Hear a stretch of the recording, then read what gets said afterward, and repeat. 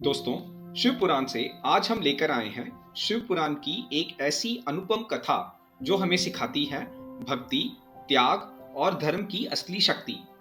ये कहानी है अहुक और अहुका नाम के एक साधारण दंपत्ति की, जिनकी भक्ति से स्वयं भगवान शिव प्रसन्न हुए।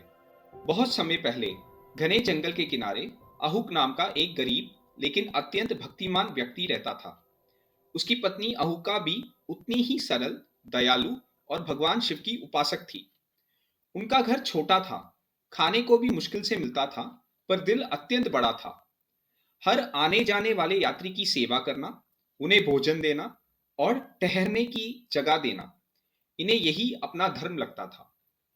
एक रात घना अंधेरा था। जंगल में जंगली जानवरों की आवाजें गूंज रही थी।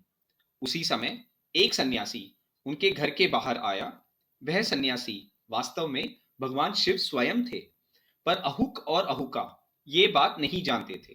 सन्यासी ने कहा, रात्रि बहुत भयानक है, क्या मैं आपके घर में विश्राम कर सकता हूँ? अहुक बोला, स्वामी, हमारा घर बहुत छोटा है, आप अंदर आराम कीजिए, मैं बाहर रहकर आपकी रक्षा करूंगा। अहुका ने भी अहुक से आग्रह किया कि स्वामी, अतिथि भगवान के समान होता है, उसे ना लौटाएं। सन्यासी अंदर विश्राम करने लगे।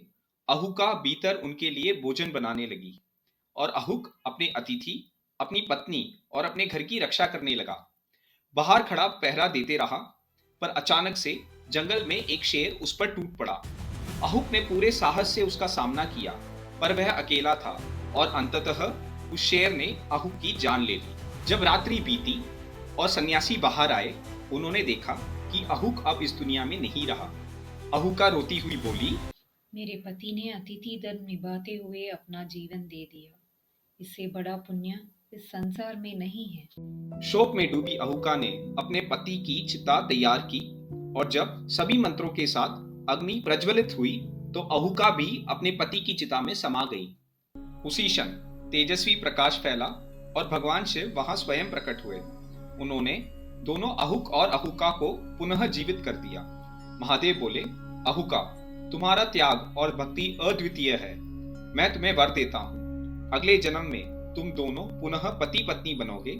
मैं स्वयं हंस रूप में आकर तुम्हें मिलवाऊंगा। शिवजी ने कहा, अहुक अगले जन्म में नल राजा के रूप में जन्म लेगा, अहुका दमयंती के रूप में जन्म लेगी और दोनों पुनः एक होंगे। अंत में दोनों को मोक्ष प्राप्त होगा। तो दोस्तों, यह थी कहानी अहुक और अहुका की, जिन्होंने अपने भक्ति और समर्पण से महादेव का भी दिल जीत लिया। मिलते हैं अगले वीडियो में। तब तक ईश्वर आपको स्वस्थ रखे और आप ईश्वर को समर्पित रहें।